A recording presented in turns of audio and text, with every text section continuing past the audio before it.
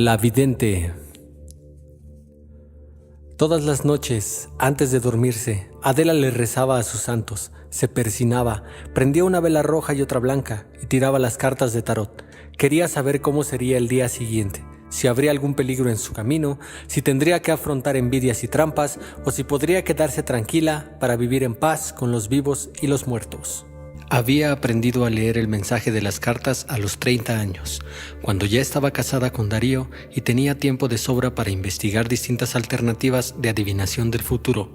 Para ella, sin embargo, el tema no era nuevo. Desde muy chica, Adela se había convencido de que no era una persona común, sino que había sido bendecida con los peligrosos dones de la videncia. Esa evidencia, sin embargo, tenía límites.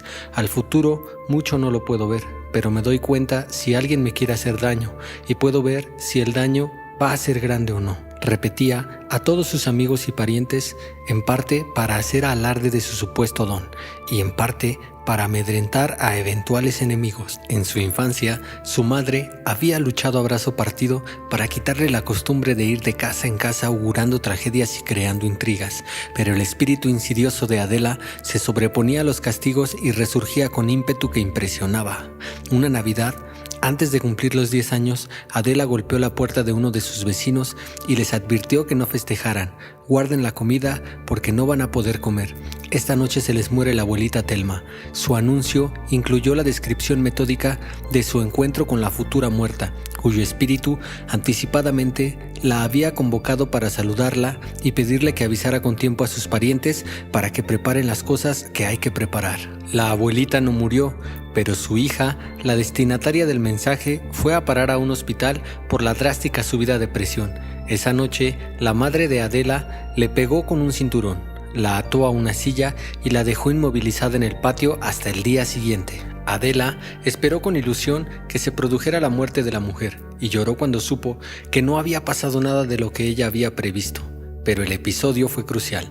Su madre, harta de la conducta de la hija, la mandó a vivir al campo con los abuelos. El ambiente rural, sumado a la crueldad de su abuela para arreglarle la cabeza, no hizo otra cosa que incentivar en Adela su pasión por la clarividencia y las prácticas adivinatorias. A esto le sumó un nuevo aprendizaje. Una mujer, vecina de la casa, experta en brujerías y gualichos de todo tipo, la tomó como discípula y ayudante. Así, entre los maltratos de la abuela y los maleficios de la vecina, Adela vivió hasta los 23 años, cuando, cansada de las rutinas del campo, tomó un micro y se fue a la ciudad. No se había despedido de nadie y llevaba un poco de dinero que había robado por ahí. Se fue a vivir a una pensión, empezó a lavar los platos en un restaurante, siguió como mucama en un hotel y antes de cumplir los 28 se casó con Darío, un electricista triste y voluntarioso que se enamoró de ella.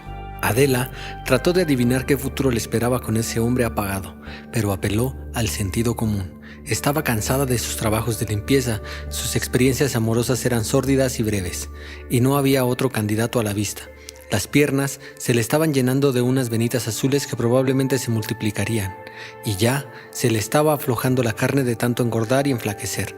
La adivinación era, en este caso, un recurso superfluo.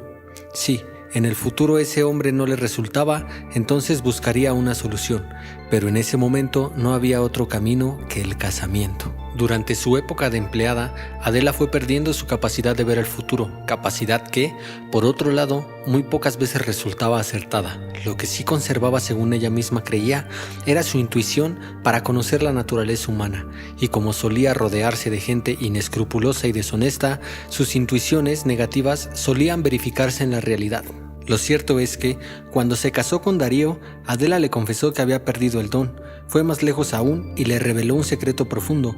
Una buena parte de sus visiones de la infancia habían sido inventadas por ella, para molestar a la gente que le caía mal. Sin embargo, agregó Adela, había tenido varias predicciones impactantes y lo mejor de todo había sucedido durante una clase de catecismo. Allí tuvo la gran revelación. Ella, en algunos momentos de su vida, lograría anticipar la realidad.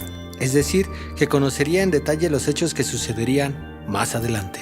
Adela estaba convencida de que su don se había esfumado a fuerza de trabajos agotadores, rencores, frustraciones y un exceso de alcohol de pésima calidad.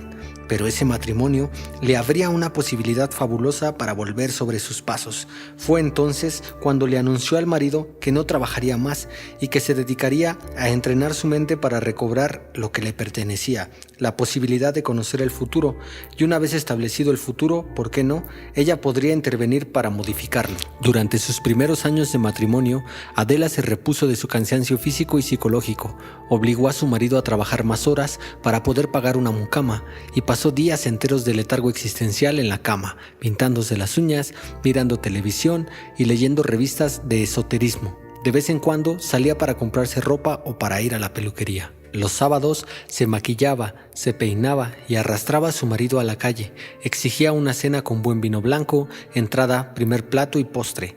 Adela solía dejar buena parte de la comida, pero insistía en pedir diferentes platos, porque si no, parece que estamos queriendo ahorrar.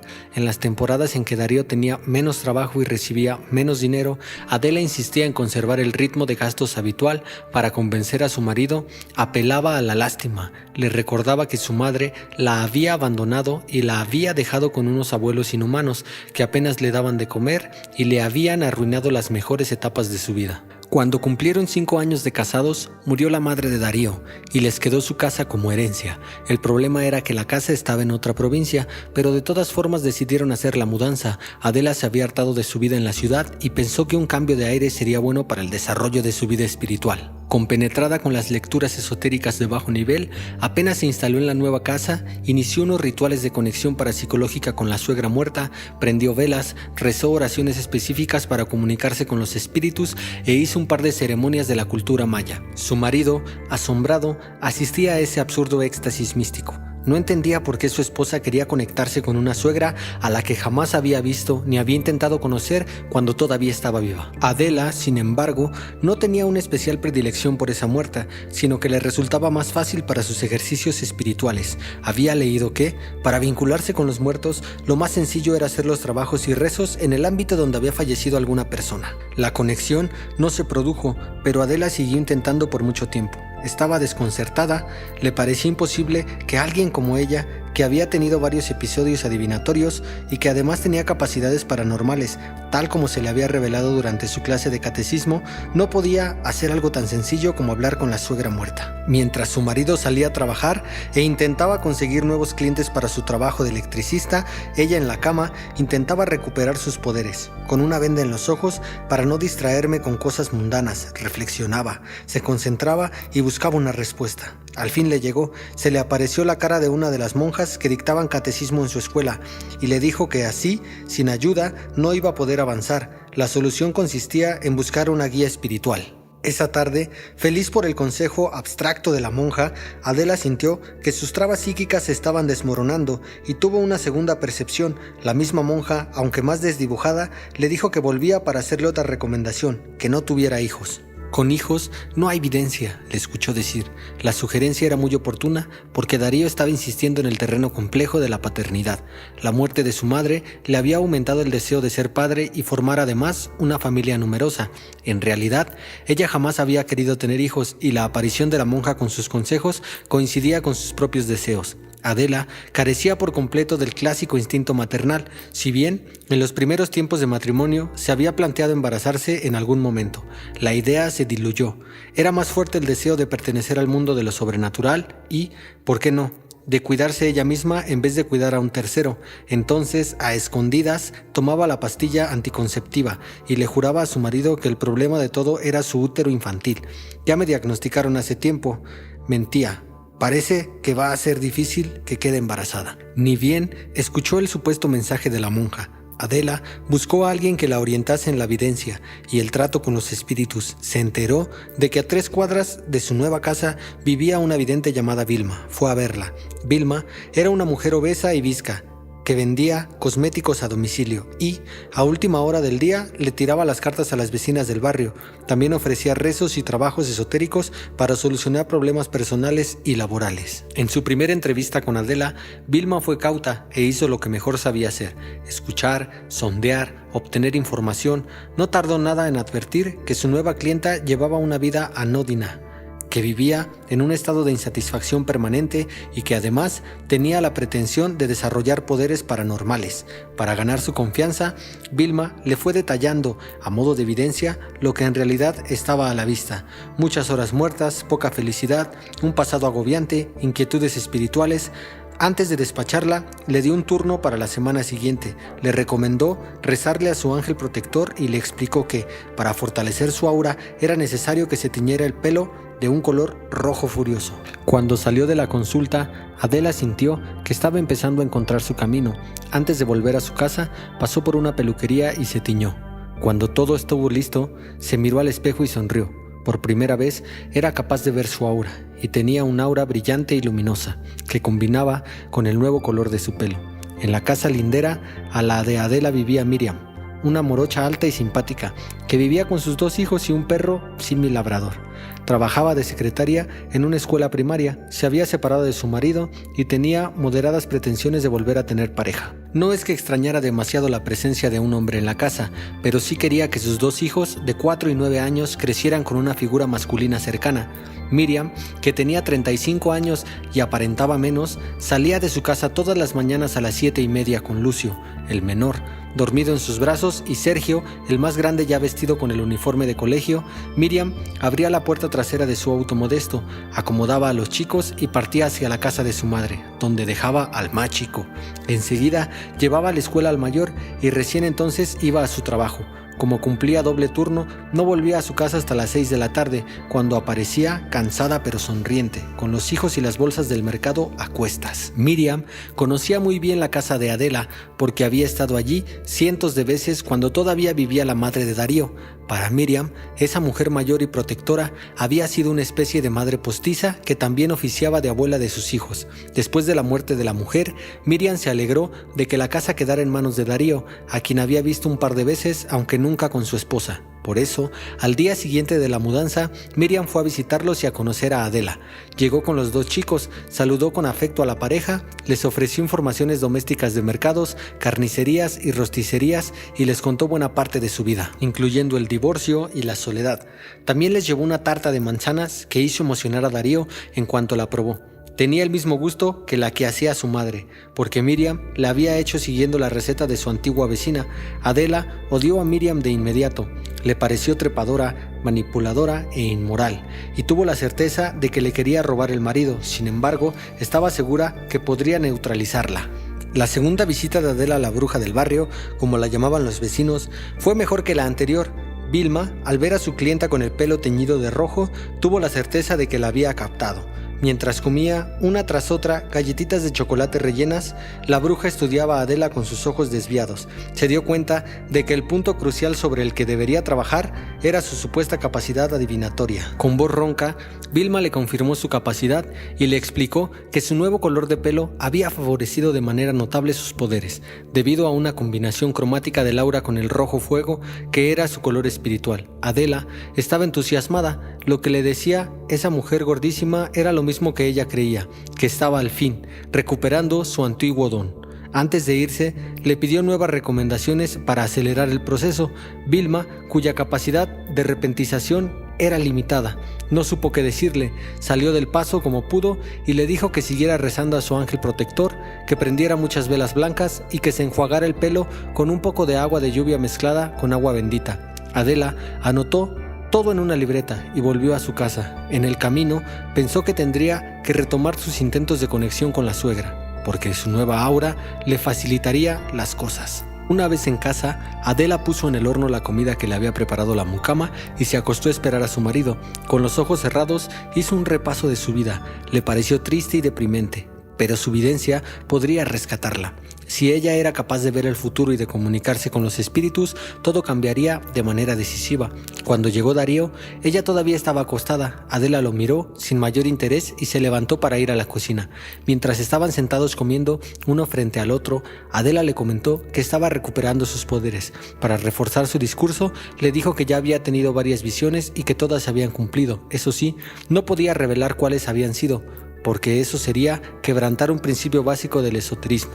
Antes de dormir, fue a sacar la basura y se encontró con su vecina Miriam. Se saludaron muy sonrientes y Adela, con amabilidad fingida, le preguntó si había conseguido novio. Miriam, guiñéndole un ojo, le dijo que nunca faltan oportunidades en esta vida y le prometió que ese fin de semana le prepararía una tarta de manzana, como la que le había enseñado a hacer la madre de Darío.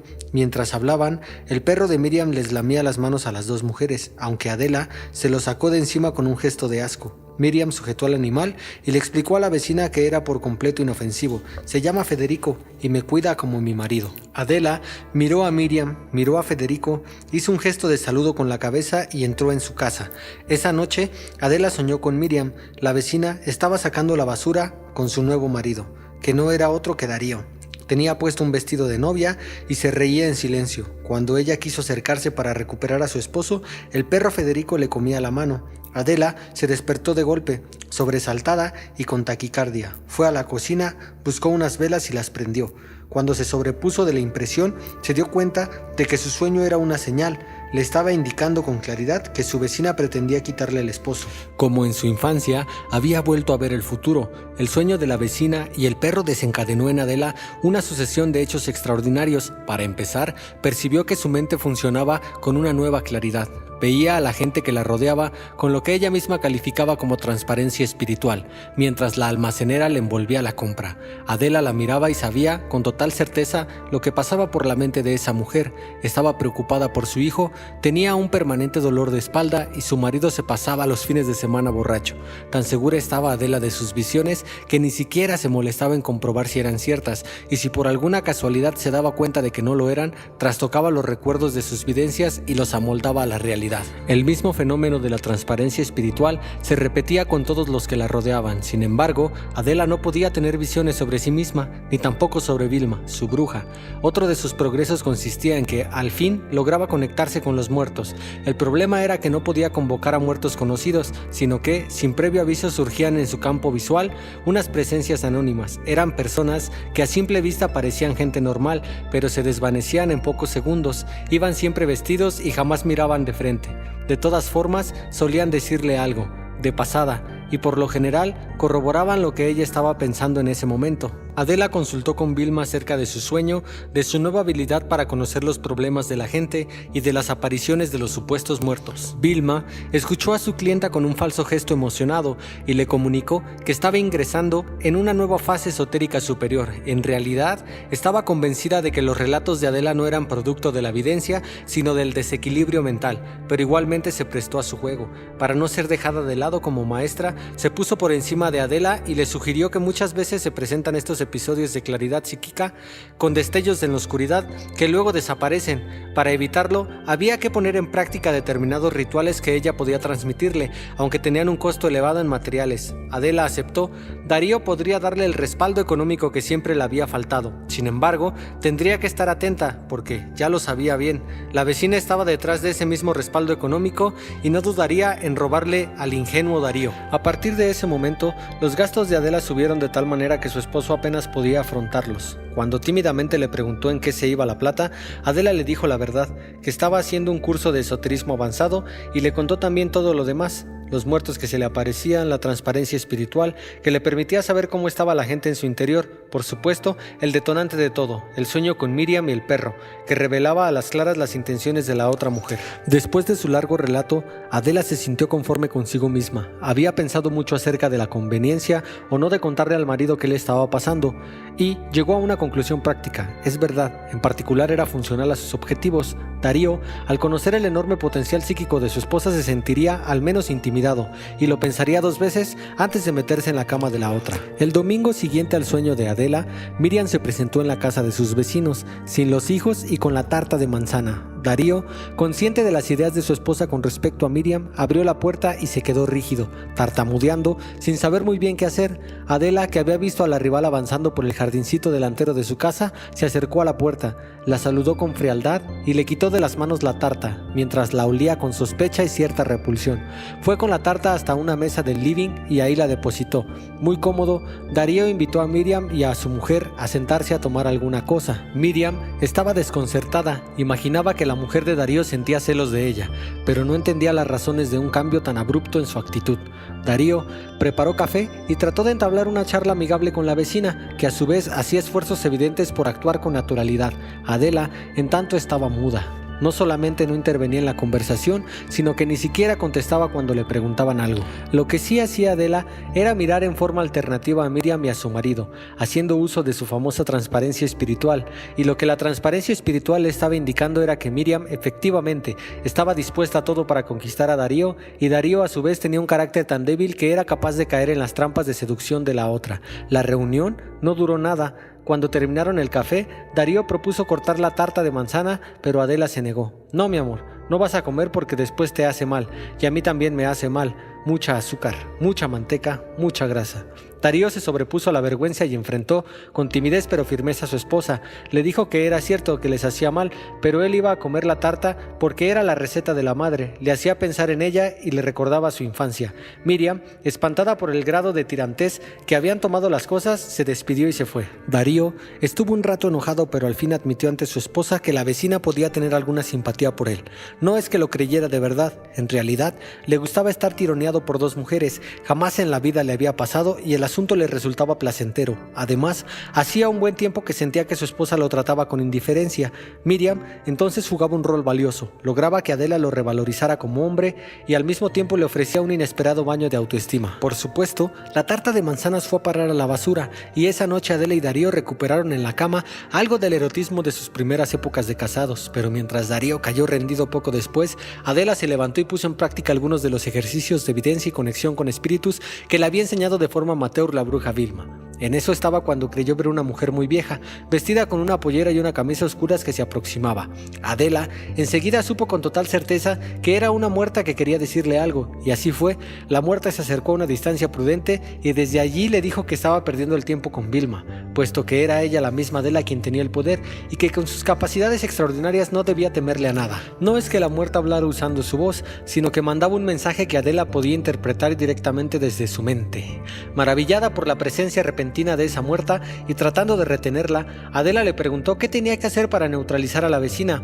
De la misma forma impresional e inaudible, la aparición le contestó que debía enterrar un pescado negro envuelto con una cinta negra y otra colorada bajo la ventana de la rival, y cuando terminó de explicar el procedimiento, la muerta se esfumó. No quedaron rastros de la vieja vestida de negro. Al día siguiente, apenas se despertó, Adela fue a comprar un pececito negro. Tuvo que recorrer varios locales de veterinarios hasta encontrar lo que buscaba. El hombre que la atendió le entregó el pez en una bolsita de plástico transparente y le dio varias recomendaciones para su cuidado. Adela lo miró con impaciencia, le dijo que no necesitaba consejos sobre peces, pagó y se fue. Una vez en la calle, volcó el agua y se quedó viendo con fascinación los últimos movimientos del pez antes de morir.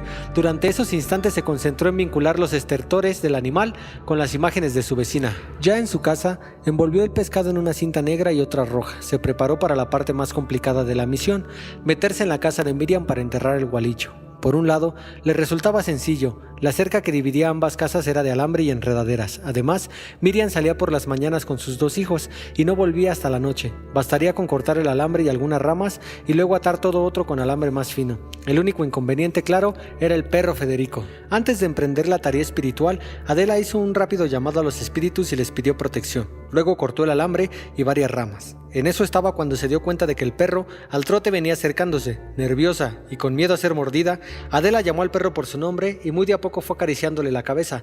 El perro la reconoció de inmediato, le lamió las manos y le saltó con enorme entusiasmo. Adela avanzó en el jardín de la vecina con el perro pegado a sus talones. Sabía cuál era la ventana del dormitorio de Miriam, porque el primer día en que ella se presentó a saludarlos, le señaló desde la puerta cómo era la distribución de los ambientes de su casa. Adela contaba con una ventaja adicional. Desde la calle, varios árboles y arbustos tapaban la visión de su presencia en el jardín ajeno. Ya bajo la ventana del dormitorio de Miriam, Adela se arrodilló en el suelo y sacó un cuchillo que llevaba en una bolsa, junto con el pescado.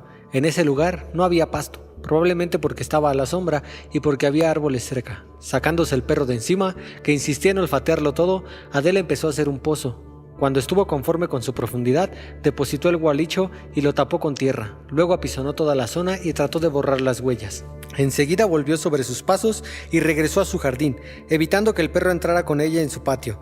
Con el alambre que ya había preparado, reparó el agujero que había hecho antes y acomodó las ramas. Se alejó unos pasos para ver si era notorio el hueco en la cerca y su posterior remachado, pero le pareció que nadie advertiría nada. Adela entró en su casa, tomó un café y preparó la lista de compras que le dejaría la mucama. En otro papel anotó sus nuevos logros esotéricos. A esa altura ya había confundido por completo sus inventos para impresionar a su marido o a Vilma con la pura realidad, una realidad que, por otro lado, se le hacía cada vez más asombrosa. A cada rato veía gente que se desplazaba por su casa y enseguida desaparecía, o imaginaba lo que pensaban los demás y sabía de qué manera iban a actuar. También tenía intuiciones en la que ella era la protagonista de tremendas desgracias. Se veía a sí misma cruzando una vía y siendo atropellada por un tren, o resultando baleada en un tiroteo dentro de un supermercado. Al conocer de antemano sus propias tragedias futuras, ella podía evitarlas dejando de hacer lo que tenía pensado hacer. Poco a poco, sus visiones fatalistas empezaron a interferir en el ritmo normal de su vida. La mitad de las veces que estaba lista para salir, tenía una de esas visiones y espantada se quedaba en su casa. Cuando terminó con su lista de avances en el terreno paranormal, escuchó el timbre. Era su mucama. Fue a abrirle el portón. Ya en la vereda, escuchó los gruñidos del perro Federico. Adela se asomó para verlo y advirtió que el animal llevaba algo en la boca. Al acercarse se dio cuenta que era el pescadillo negro, ya mordisqueado y desprovisto de las cintas. El perro había desactivado su gualicho. En la imagen del perro con el pescado en la boca, Adela creyó ver el símbolo de la desgracia. Intuyó también que todos sus avances en el plano psíquico se desvanecerían. Desolada, fue a la cama y se quedó ahí, con las persianas bajas durante todo el día. Cuando llegó Darío, la encontró tan descompuesta que pensó en llamar al médico. Adela se negó, siguiendo la línea de sinceridad que ella misma había marcado hacía tiempo. Le confesó a su marido sus dudas acerca de sus poderes a futuro. Por supuesto, no dijo una sola palabra de su incursión en el jardín de Miriam. No es que temiera contarle al marido acerca de sus trabajos esotéricos, simplemente no quería que él se enterase de su miedo a perderlo.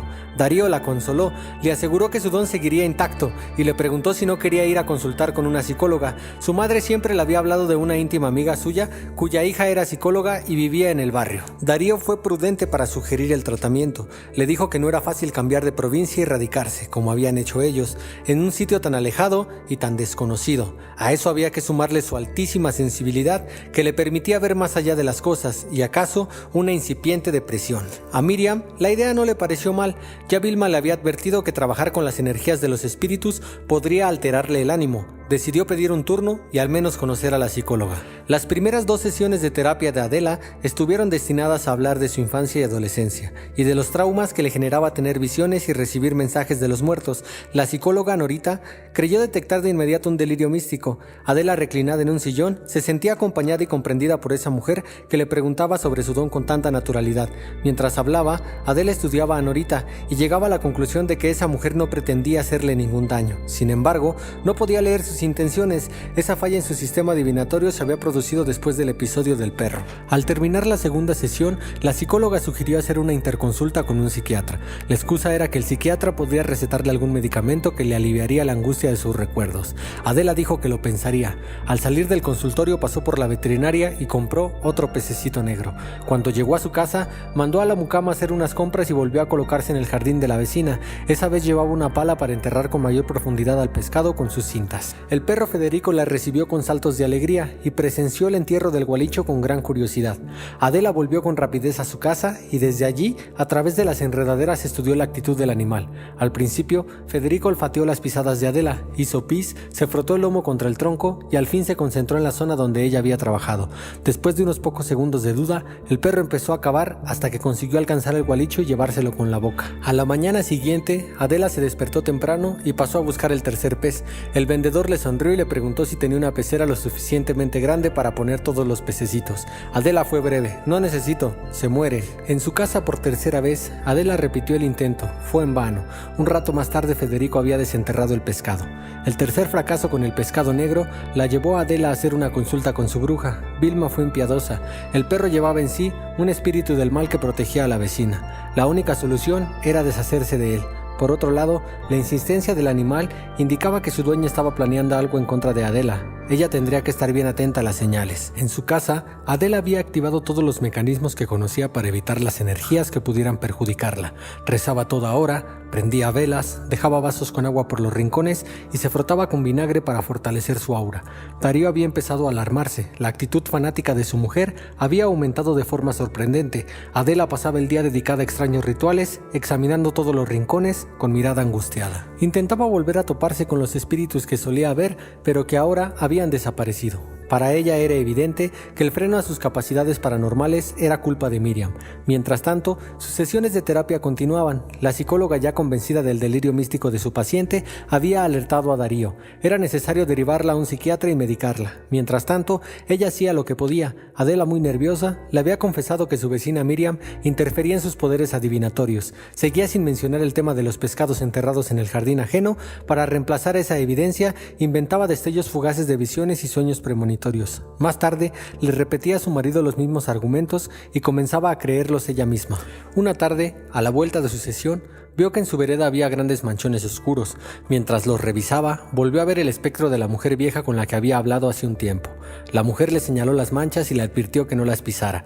Pisarlas es la desgracia, y la desgracia la manda ella.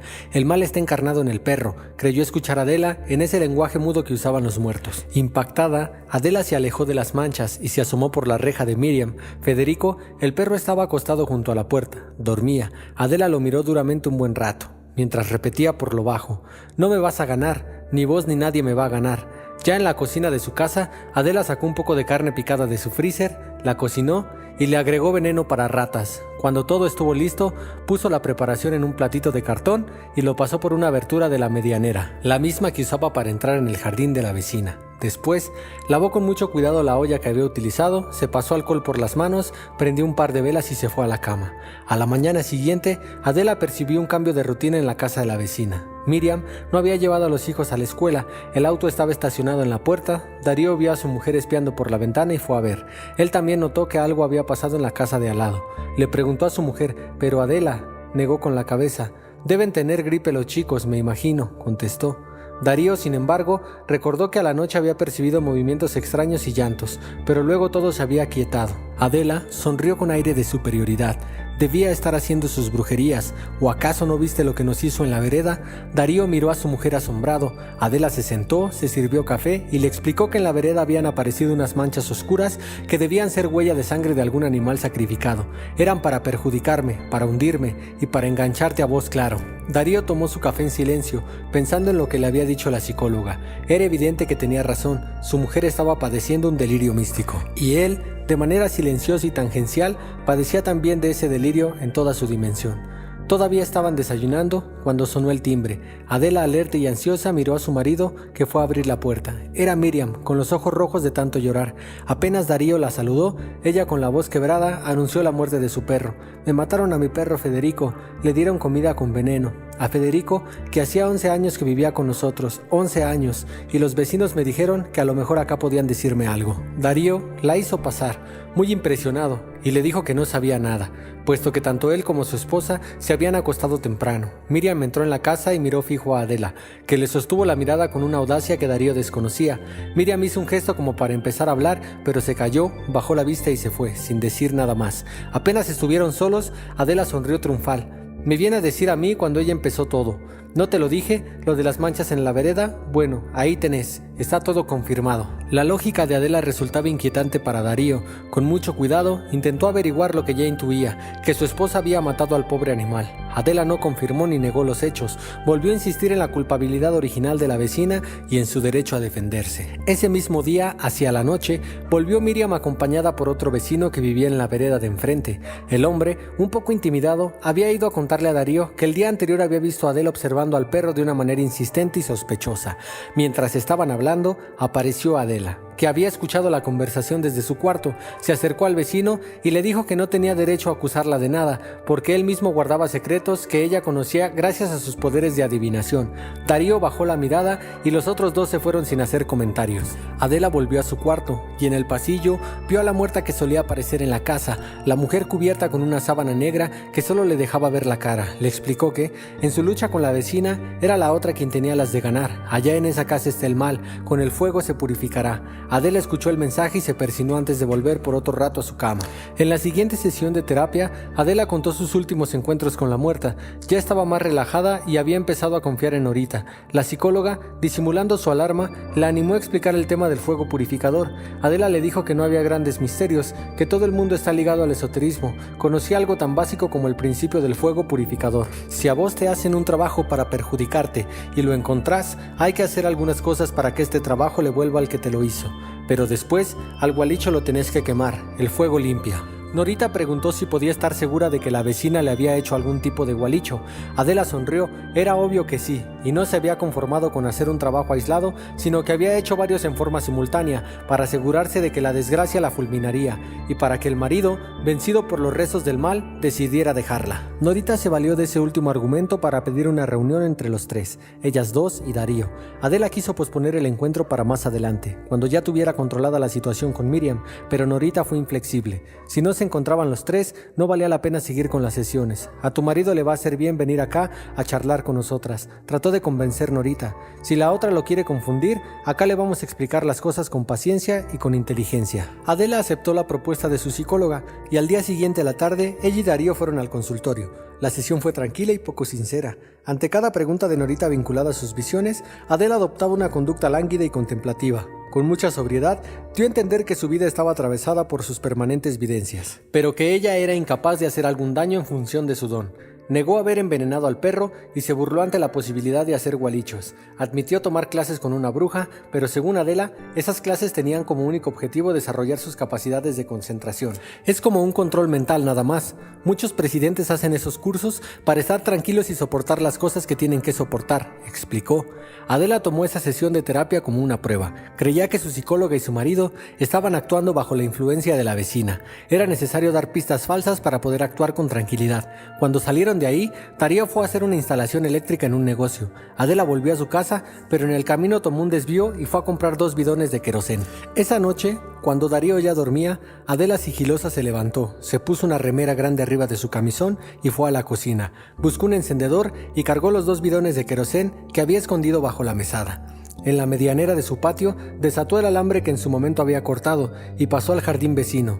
Ya había advertido que las luces estaban apagadas y que, seguramente tanto Miriam como sus 2 hijos, estarían durmiendo. Muy segura, fue hacia la parte de atrás de la casa, donde estaba la cocina, y estudió el terreno.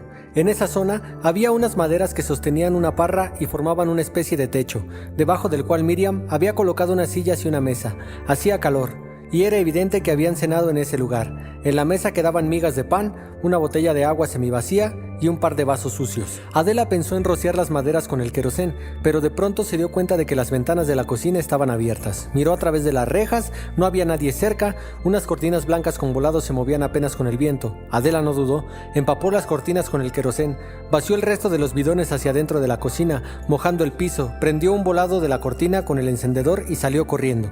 Mientras volvía a su casa, el reflejo del fuego le iluminaba el camino. Cuando escucharon las sirenas de los bomberos, Miriam ya había salido de la casa con sus 2 hijos, a quienes había rescatado a último momento. El menor, Lucio, tenía quemaduras graves en sus piernas, Sergio tenía principio de asfixia y Miriam tenía las manos y los brazos con quemaduras de 3er grado. Los 3 fueron internados. Los 2 hijos de Miriam se restablecieron por completo, mientras que ella perdió la movilidad de la mano izquierda. Se determinó que Adela había sido la responsable del incendio. Fue internada en un instituto neuropsiquiátrico donde permaneció 3 años. Darío, su marido, pidió el divorcio 2 años después de su internación, formó una nueva pareja y tuvo 3 hijos. Adela continúa con su tratamiento de forma ambulatoria.